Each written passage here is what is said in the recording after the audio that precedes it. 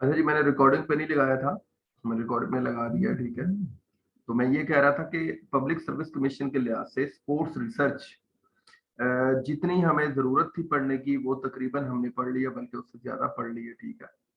आप लोगों को ज़्यादा उलझने की ज़रूरत नहीं है, जो कुछ हमने पढ़ा है, इसको अगर आप अच्छी तरह तैयार कर लेते हैं, कॉन्सेप्ट वाइज़ तैयार कर लेते हैं, और जितने इससे रिलेटेड आपके पास बुक्स हैं, उनमें क्वेश्चंस हैं, उनको अगर आप तैयार कर लेते हैं, तो मेरा अपना ज़ाती ख्याल ये है कि आप लोगों की रिसर्च नहीं रुकेगी। इंशाल्लाह रिसर्च में जो कुछ आ जाएगा वो क्लियर हो जाएगा।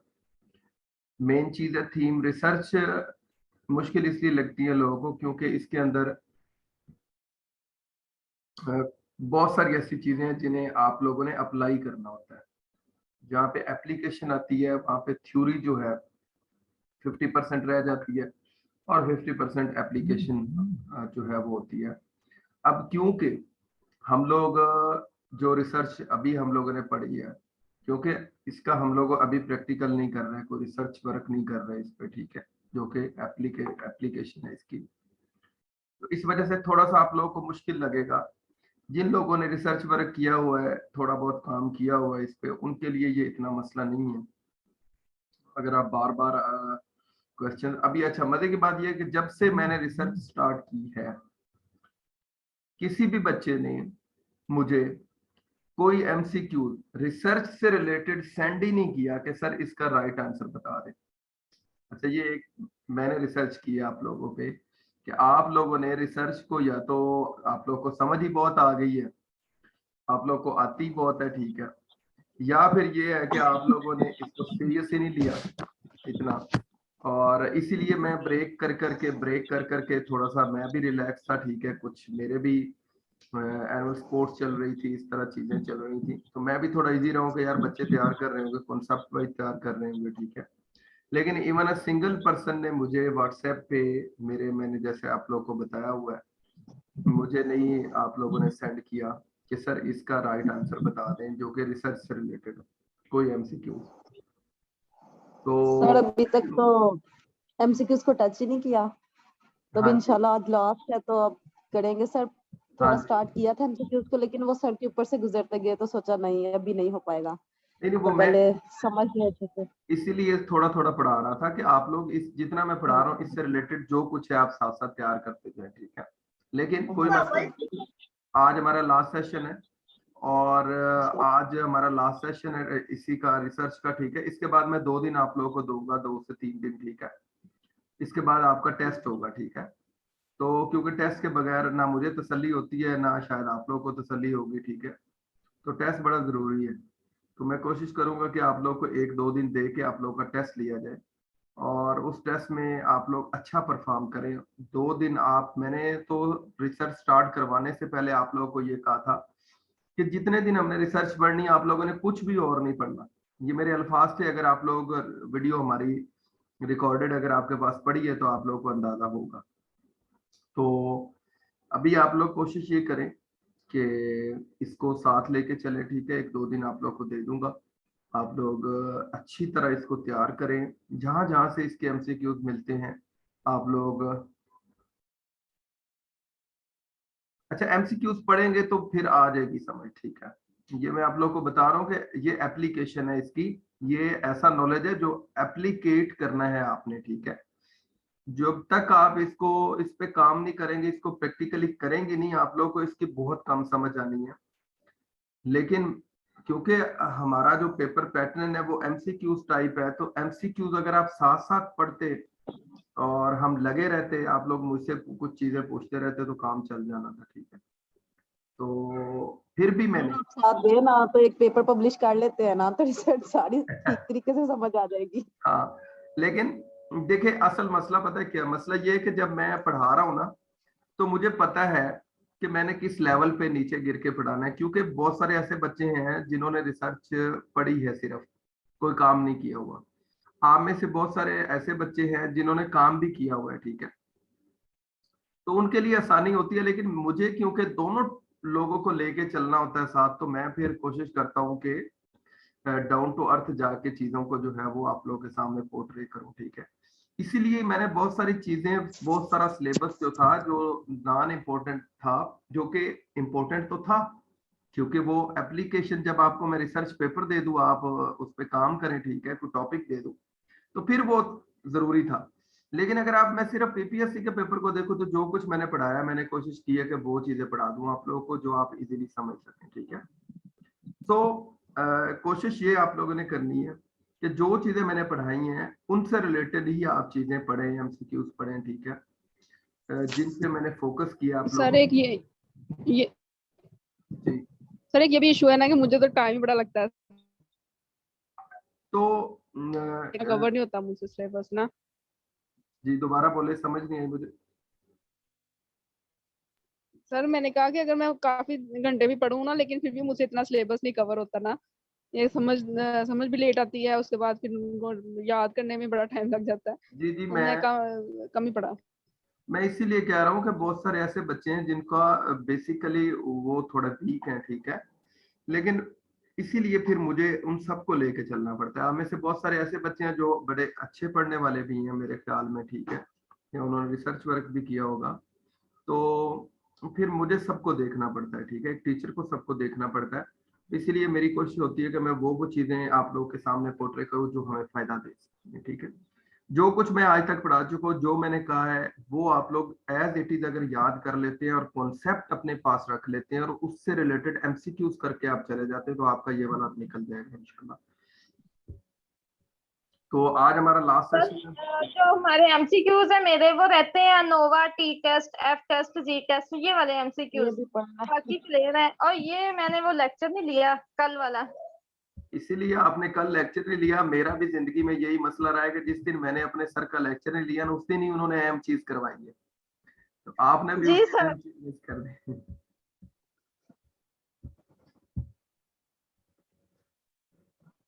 अच्छा जी, हम लोग स्टार्ट लेते हैं, कोई बात नहीं, सॉर्ट आउट कर लेंगे, कोई मसला नहीं। जी, मैं स्टार्ट ले रहा हूँ आज। सर सेंट्रल टेंडेंसी वाला समझा दें। जी, मैं अब वो मुझे रात वाला फिर दोबारा समझाना पड़ेगा। सिर्फ नहीं सर, उसमें से मीन समझा दें। अच्छा जी चलिए, सर, काइंडली लास्ट वाला लेक्चर थोड़ा सा ब्रीफली बता दें। डिस्क्रिप्टिव, जो डिस्क्रिप्टिव चले मैं स्टैटिक्स है ना सर, वो नहीं समझ। समराइज कर देता हूँ, ठीक।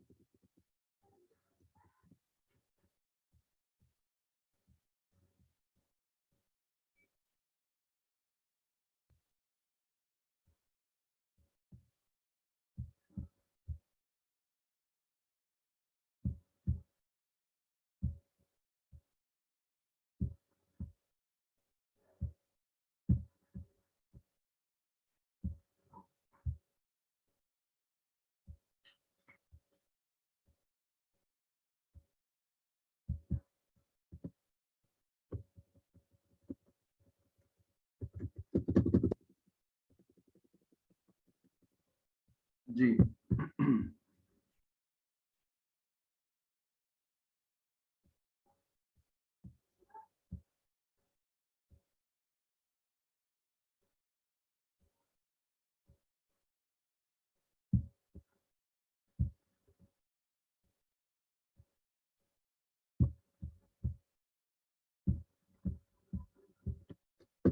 जी, आप लोगों के सामने नजर आ रहा है आप लोगों को, स्लाइड शो हो रही है। जी सर।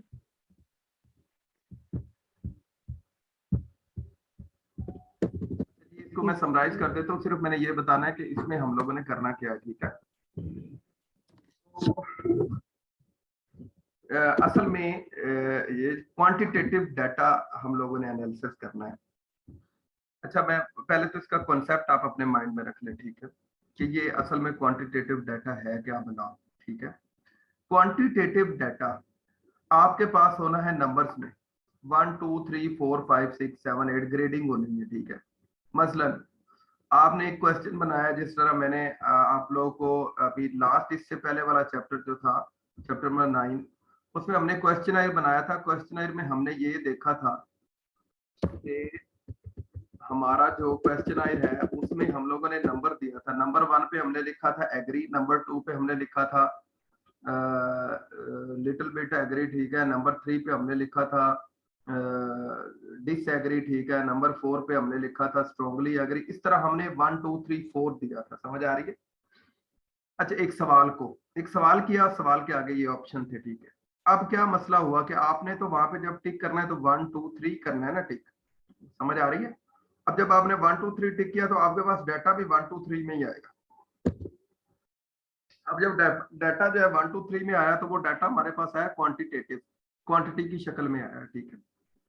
अब क्वांटिटेटिव जब डाटा हमारे पास आ गया, अब ये डाटा बोलेगा किस तरह, मतलब डाटा ने बोलना है, बोल के हमें बताएगा कि जो आप रिसर्च कर रहे हैं उसका जो सैंपल से आपने ये डाटा लिया है, जिस सैंपल से, ठीक है, उसने क्या क्या आर्गुमेंट किए हैं, उसने क्या क्या आपके सवालों के जवाब दिए हैं। अब वो जो जवाब उसने दिए हैं वो 1 2 3 में, अब उनको हमने बुलाना है कि वो बोलेंगे किस तरह, ठीक है। वो बोल के हमें बताएंगे कि ये बंदे ने जो सैंपल था हमारा, इसने ये लिखा है, वर्ड्स में लाना है, ठीक है।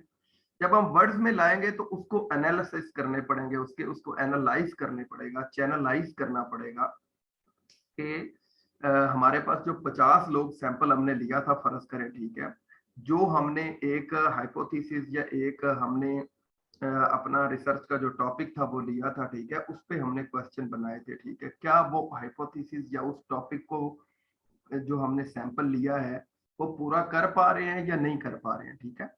तो इसीलिए हम लोग उस क्वांटिटी को हमने एनालिसिस करना है। जब हम उस एनालिसिस करने जाते हैं, ठीक है, तो सेम यही चीज लिखी हुई जो मैंने लास्ट टाइम लेक्चर में पढ़ाई है, हम उसको डिस्क्राइब करते हैं, फिर उसको कंपेयर भी आपस में करते हैं, ठीक है। उसकी सिमिलैरिटीज को देखते हैं कि हर सैंपल ने कौन कौन सा जवाब सही दिया है, किसने गलत दिया है, किसने इसके साथ एग्री किया है, किसने डिसएग्री किया है, ठीक है। फिर हम उसके डिफरेंसेस देखते हैं, ठीक है। तो ये सारे हमें कहाँ से पता चलता है, ये कैसे डिस्क्राइब हम कर पाते हैं, ये हम लोग कर पाते हैं जनाब मीन, मीडियन और मोड से, डिस्क्रिप्टिव स्टैट से, ठीक है। एंड द डिस्क्रिप्टिव स्टैट कौन सी है, वो मीन, मीडियन और मोड है, ठीक है। अब मीन, मीडियन और मोड में हम लोग देखते हैं सेंट्रल टेंडेंसी को। जब भी कोई रिसर्च हम करते हैं तो हमारा जो टॉपिक होता है वो ही सेंट्रल टेंडेंसी होती है, ठीक है। यानी फर्ज करें कि आपने एक सीधी स्ट्रेट लाइन लगा दी है, ठीक है। अब ये सीधी स्ट्रेट जो लाइन है, आपकी रिसर्च हमेशा सीधी स्ट्रेट लाइन पे नहीं जाएगी, पहले तो मैं ये बता दूं आप लोगों को, उसके बिल्कुल करीब करीब रहेगी।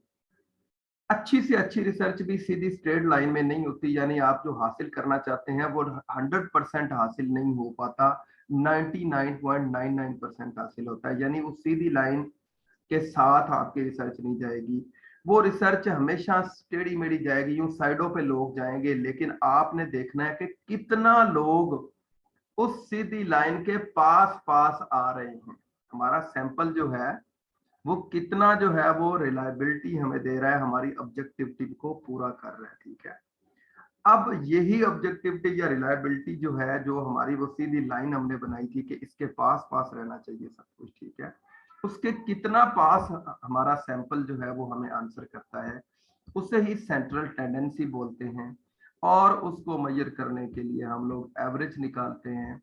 और एवरेज आप लोग को पता है वेरी सिंपल है, sum of score, number of scores, ठीक है। टोटल नंबर ऑफ स्कोर में से कितने लोगों ने, टोटल लोग फर्ज करें 50 हैं, ठीक है, और कितनों ने आपका जवाब सही दिया है, उसको आप तकसीम कर देंगे, आपका मीन आ जाएगा, ठीक है। इसका फार्मूला होता है, ठीक है, फार्मूले की हमें जरूरत अभी नहीं है, तो इसीलिए वैसे आप लोग को पता है इस फार्मूले का, ठीक है।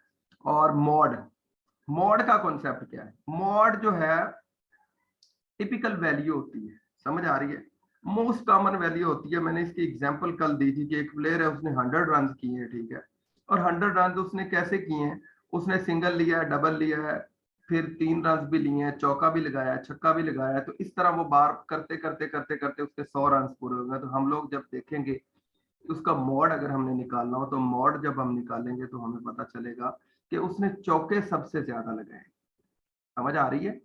फर्ज करें सिंगल उसने 5 दफा लिया है, दो उसने 3 दफा लिया और चौके उसने 15 दफा चौका लगाया है, ठीक है। सो जो कॉमन वैल्यू होगी, सबसे ज्यादा आने वाली वैल्यू होगी, ठीक है, वो मोर होगी। अब मीडियन हमने निकालना है तो उसमें मिडल वैल्यू देखेंगे, वही हमने उसने पहले सिंगल लिया, फिर 2 3 4, हम टोटल को देख लेंगे कि टोटल उसने कितनी दफा जो है वो रन लिया है, चाहे वो चौके की शक्ल में था, चाहे छिक्के की शक्ल में था, चाहे 2 था, चाहे 3 था, चाहे सिंगल था, ठीक है। तो हम लोग देखेंगे कि टोटल देख लेंगे, अगर उसने 30 दफा रन लिया है तो हम देखेंगे कि उसकी मिडिल वैल्यू कौन सी होगी, ठीक है। तो ये सिंपल है, और दरअसल ये प्रैक्टिकल से इसका बहुत ज्यादा ताल्लुक है, ठीक है। जब आप कोई रिसर्च वर्क करते हो, उसको डाटा को एनालिसिस करते हो तो फिर पता चलता है। तो ये सेंट्रल टेंडेंसी है। आपकी रिसर्च का झुकाव, आपकी रिसर्च का झुकाव आपकी तरफ है या नहीं है, या कितना है, इसे सेंट्रल टेंडेंसी बोलते हैं, ठीक है। और ये पता किस तरह चलेगा, मीन मीडियन मोड से पता चलेगा। नेक्स्ट हम लोग चलते हैं फ्रीक्वेंसी, ये आप लोग को पता है। इसकी पहले मुझे बताया, कुछ समझ आई है आप लोगों को, कॉन्सेप्ट का पता चला है? जी सर वो मीडियन और मोड की एग्जांपल दोबारा बता दीजिए, समझ नहीं आई। मीन मीडियन सर मोड की तो आ गई है, मीडियन की नहीं आई। मीडियन मिडिल वैल्यू है, मैं आप लोगों को सिंपल बता रहा हूँ। फर्ज करें अभी देखें आप लोगों को ये मैयर्स नजर आ रहा है, मैयर्स नजर आ रहा है? जी सर। अच्छा, इसमें देखें MEASURES से मिलकर ये बना है, Yes. ठीक है। अब देखो M 1 2 3 4 5 6 7 8 अल्फाबेट से मिलकर मैयर्स बना है, ठीक है।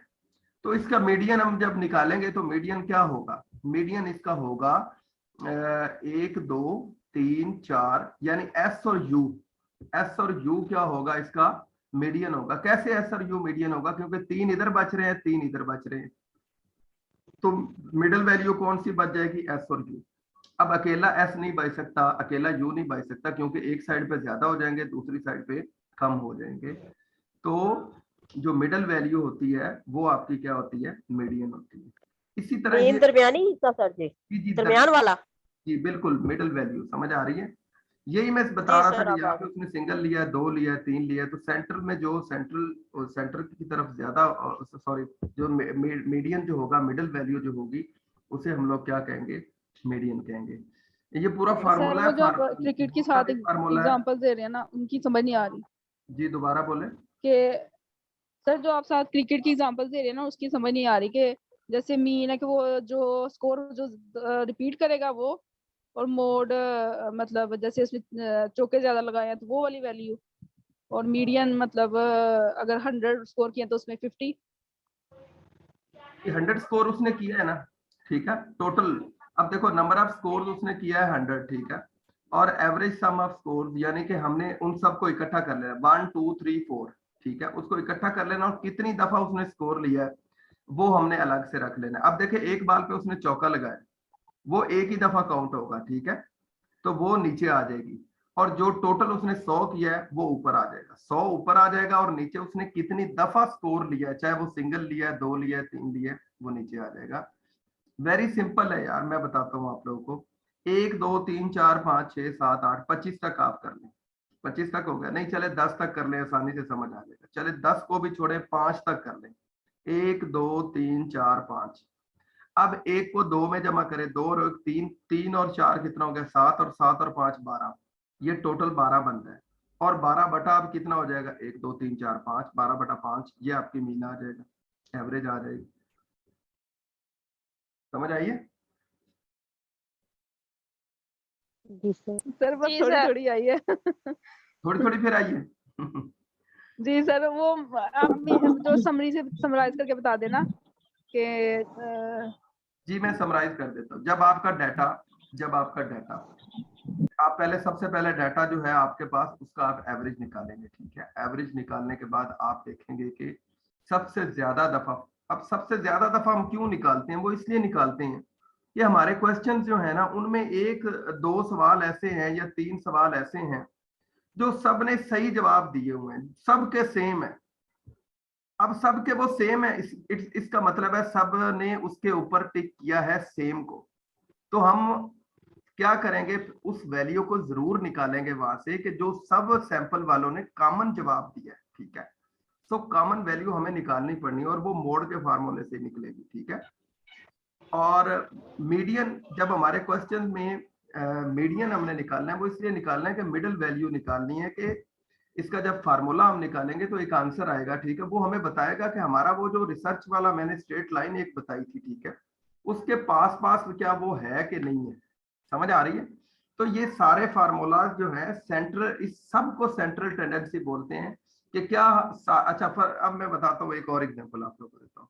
सैंपल है, 50 बंदे आपने सैंपल में रखे हुए हैं और आपने जो एक्सपेक्ट कर रहे हैं कि ये मुझे ये वाले, क्योंकि आपने जब सैंपलिंग की है तो आपको पता है, आप लोगों ने सैंपलिंग के मेथड जो हमने पढ़े थे, ठीक है, उसके मुताबिक बड़ी तोल के सैंपलिंग ली होगी कि ये मेरे जो मैं वर्क कर रहा हूँ अपना रिसर्च वर्क उस पर पूरा उतरेंगे। अब ऐसा होता है कि आपने सैंपल ले लिया और वो सेंट्रल टेंडेंसी की तरफ आ ही नहीं रहा, यानी उन्होंने जो आप रिसर्च उनसे करवाना चाह रहे थे वो उससे कहीं दूर और हट के चले गए हैं, ठीक है। तो आपकी रिसर्च का कोई फायदा नहीं है, ठीक है। आप सबसे पहले सैंपलिंग मेथडोलॉजी के जरिए जो हमने 8 मेथड पढ़े थे, ठीक है, उन 8 मेथड्स को इस्तेमाल करते हुए अपनी समझ बूझ से आप वो वाले सैंपल लेंगे, वो वाले लोग लेंगे जो आपकी रिसर्च को आगे चलाए। अच्छा, अब आपने ले लिए, फिर भी उसको मेजर करने के लिए मीन मीडियन मॉड, क्या उन्होंने जो डाटा दिया है सैंपल्स ने, वो डाटा हमारी रिसर्च के मुताबिक सही है या नहीं है। इसीलिए मीन मीडियन मॉड, उनकी सेंट्रल टेंडेंसी, उनकी एवरेज, हर चीज हम जो वो बातें करेंगे वो हमारे पास आएंगी, ठीक है। हमें पता चलेगा कि वाकई सही चल रहा है या नहीं चल रहा।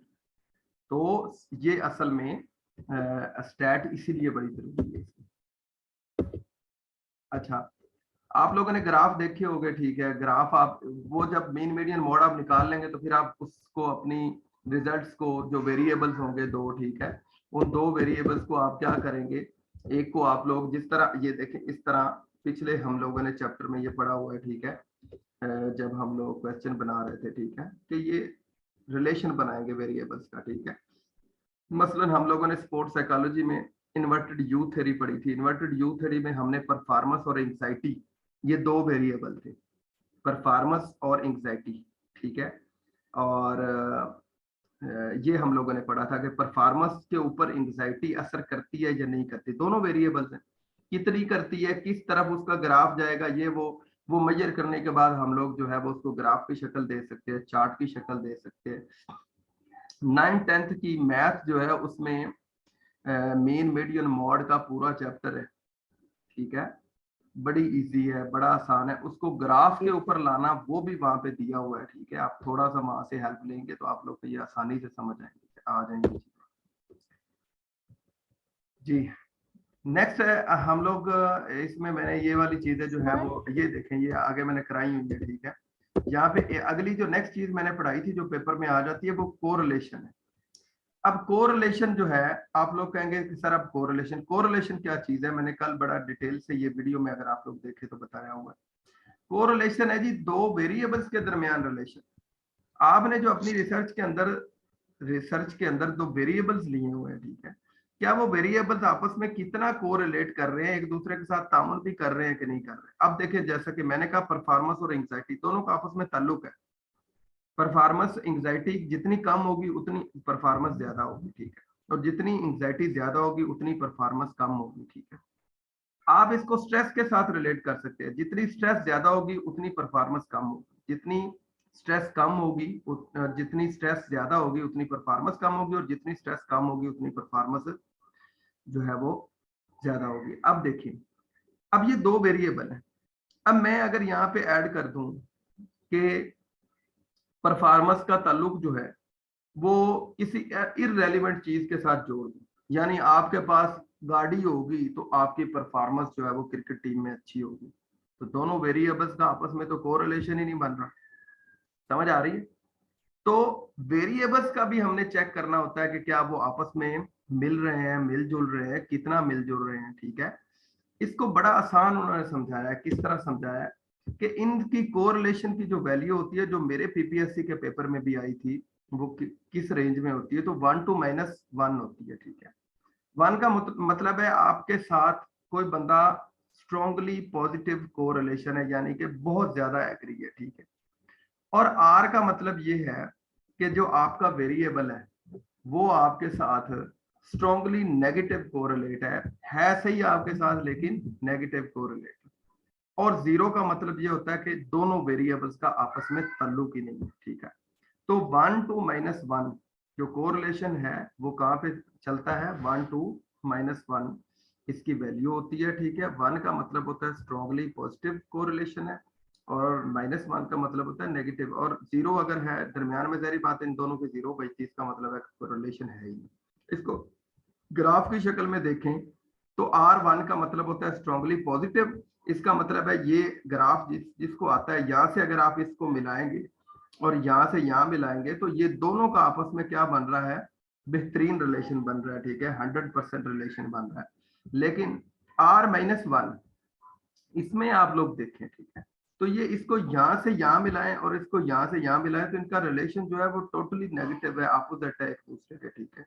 और अगर है ही नहीं रिलेशन तो सिर्फ ये सिंपल सीधा डंडा होगा। इसका मतलब क्या है कि अगर यहाँ पे एक वेरिएबल है और एक वेरिएबल यहाँ पे है तो इसका मतलब है ये डंडा शो कर रहा है इस वेरिएबल को कि ये वेरिएबल तो ठीक है लेकिन इसका इसके साथ कोई ताल्लुक नहीं है, क्योंकि ये इसके साथ अगर तो ये थोड़ा सा इसकी तरफ झुकाव होता, ठीक है, या ये ग्राफ जिन्होंने बनाया हुआ है जिनको पता है, ठीक है, ग्राफ बनाना जिनको आता है, ठीक है, उनको आसानी से समझ आ रही होगी कि ये वेरिएबल सिर्फ इसको ये सीधी लाइन शो करती है, ठीक है। इसका मतलब है इसका ताल्लुक इस वेरिएबल के साथ बिल्कुल भी नहीं है, देयर इज नो कोरिलेशन। तो ये इस तरह की चीजें हैं, थोड़ा सा इनको आप लोग इंटरेस्ट लें, ठीक है। मजीद मैं आप लोगों को रिकमेंड करूंगा कि आप लोग जो 9th की बुक है आई थिंक या 10th की बुक है उसमें पूरा सर इसमें याद क्या क्या रखना है? याद सिर्फ सर रिग्रेशन, जी मैं बता चुका हूँ, याद सिर्फ ये रखना है कि कोरिलेशन की जो वैल्यू है वो कहाँ पे 1 to -1 होती है, ठीक है। और फिर ये याद रखना है कि 1 क्या चीज होती है, -1 का क्या मतलब है और 0 अगर आ जाए तो उसका क्या मतलब है, ठीक है। और अगर आप लोगों को मैं ये कहूं कि आप लोगों ने मीन मीडियन मोड से क्या चीज याद रखनी है, तो इनके फार्मूलाज नहीं आते पीपीएससी के पेपर में, ठीक है। आप लोग की बुक्स में वैसे वो फार्मूलाज दिए होंगे एमसीक्यूज में, आप लोग उनको याद कर सकते हैं, मसला कोई नहीं है। लेकिन ज्यादातर जितने भी अंदर इसके एमसीक्यूज हैं वो मीन मॉड मीडियन इनके गिर्द उन्होंने घुमाए हुए हैं, आप लोगों को थोड़ा बहुत घुमा के उन्होंने जनाब पूछा हुआ है कि इसका क्या मतलब है, सेंट्रल टेंडेंसी का क्या मतलब है, ठीक है। तो और कुछ भी नहीं, और ये याद करना है आप लोग। सर जो एमसीक्यूज है कोरिलेशन के साथ ऑप्शनल में रिग्रेशन भी लिखा होता है। जी कोई एमसीक्यूज मुझे सेंड करें तो फिर ही मुझे पता चले ना। मैं यही तो गिला आप लोगों से कर रहा हूँ कि मुझे किसी बंदे ने, जब से हमने रिसर्च शुरू की है, किसी बंदे ने मुझसे कोई एमसीक्यू शेयर ही नहीं किया, अल्लाह के बंदों ने, ठीक है। कि सर मैंने किए थे 3-4 जी सर मैंने किए थे 3-4, बस वो फिर मैं मिस कर बैठा हूँगा तो आप दोबारा उनको एक दफा मुझे सेंड कीजिएगा ताकि वो इस तरह देखें, एक दूसरे के साथ चलने से ना चीजें बहुत सारी बेहतर होना शुरू हो जाती हैं, समझ आ रही है आप लोग? सर बिल्कुल मुझे भी थोड़ा सा फिर सुकून रहता है। मैं जब एमसीक्यू बुक जी एमसीक्यू की बुक पढ़ी होती है, काफी एमसीक्यू इसमें से आ रहे होते हैं कि जिनकी नहीं समझ आ रही होती, तो बस सोच के कि पता नहीं सर के पास टाइम होगा कि नहीं, तो मैं फिर सेंड नहीं करती। नहीं, मैंने आप लोगों को इजाजत दी हुई है, वैसे ये कोई इजाजत देता नहीं है ऑनलाइन लर्निंग में, मैंने इजाजत दी हुई है, आप लोग मुझे सेंड करें, ठीक है। मैं कोशिश, मेरी पूरी कोशिश होती है अगर मैं बिजी ना हूं, मैंने क्लासेस नहीं, क्योंकि मैं बहुत बिजी था, खाली वाला आप मेरा सेशन देखे तो मुझे तो उबासियां आ रही थी, बल्कि मुझसे बैठा ही नहीं जा रहा था क्योंकि मैं थका हुआ बहुत था, 3 दिन की थकावट थी, ठीक है। तो इसलिए आप लोग मुझे सेंड कर दिया करें, ये मैं पूरी कोशिश करता हूँ। अगर मैं ना कर सकूं मुझे याद करवा दिया करें कि सर प्लीज इनका बता दे, तो मैं, ये ऐसा हो नहीं सकता कि मैं आप लोगों को ना बताऊं, ठीक है, बकायदा मैं वॉइस कर दूंगा। सर मुझे ना एग्जैक्टली याद नहीं है, जो हमने पिछला पेपर दिया था ना उसमें एक एमसीक्यूज आया था उसका, अब मुझे उसके मतलब ऑप्शंस याद है, ऊपरली स्टेटमेंट नहीं याद ना। मिक्स्ड रिसर्च थी और mixed model research, mixed method research, ये क्या होती है सर चीजें? आपके पास कोई है किसी सॉफ्ट फॉर्म में तो मुझे सेंड जी सर एमसीक्यूज है इनके मेरे पास ना। चले वो मुझे सेंड कर दीजिएगा, ठीक है। अच्छा चलो अभी ठीक है। हमारा आप देखें कि हमारा जो पहला अभी हमने पढ़ना था थोड़ा बहुत वो ऐसे ही गुजर गया, ठीक है। तो अब मैं आप लोगों के साथ दूसरी स्क्रीन शेयर करने लगा हूँ, इसको स्टॉप करने लगा हूँ। जो कुछ मैंने बताया आप लोग यही याद करके जाएं, इंशाल्लाह इसके बाहर से नहीं आएगा।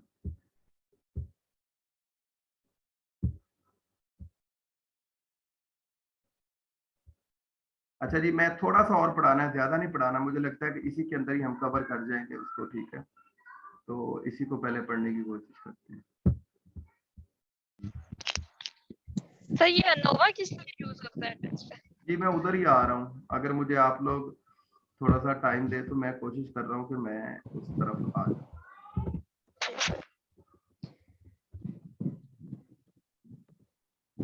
जी आज का जो हमारा टेस्ट है, आज का हमारा जो हमने पढ़ने वाला है वो टेस्टिंग डिफरेंसेस है। अब आप लोग देखेंगे कि पहले तो आप लोग ये ज़हन में रखें कि जो हम लोगों ने मीन मीडियन मॉड पढ़ा है ना, वो डाटा को हम बुला रहे थे कि डाटा हमें क्या बताएगा। हम पूछ रहे थे कि लफ्जों में डाटा, उसमें क्वांटिटी में डाटा है 1 2 3 में, ठीक है, और ये इसको हमने बुलाना किस तरह, ठीक है। वो मीन मीडियन मॉड से अब एनालिसिस कर लेते हैं, सेंट्रल टेंडेंसी हम चेक कर लेते हैं, वेरिएबल्स का कोरिलेशन देख लेते हैं, अगर वो हमारे सही है तो इट मीन हमारी रिसर्च सही चल रही है, जो कुछ हम उससे लेना चाह रहे थे वो सही चल रहा है।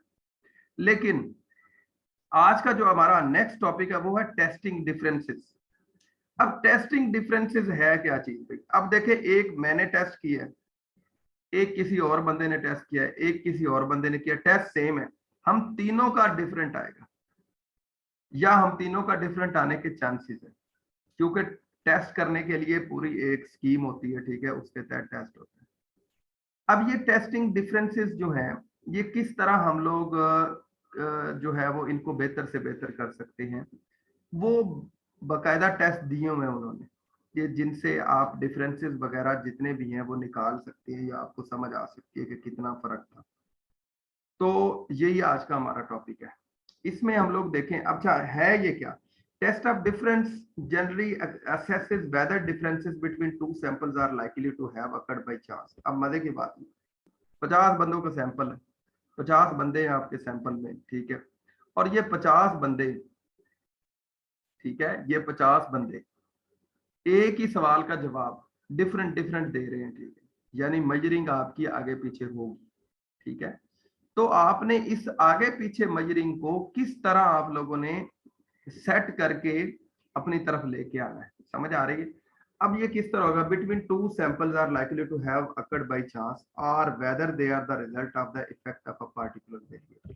अब देखिए, दो चांस इसमें हो सकते हैं कि आपका सैंपल दो बंदे ने जो अलग अलग दिया है, हो सकता है कि उसकी वजह से चांस, पहला चांस ये है कि दो सैंपल्स जो अलग अलग दिया है लोगों ने, दो अलग अलग बंदे थे, उनके डिफरेंस की वजह से आ सकता है, ठीक।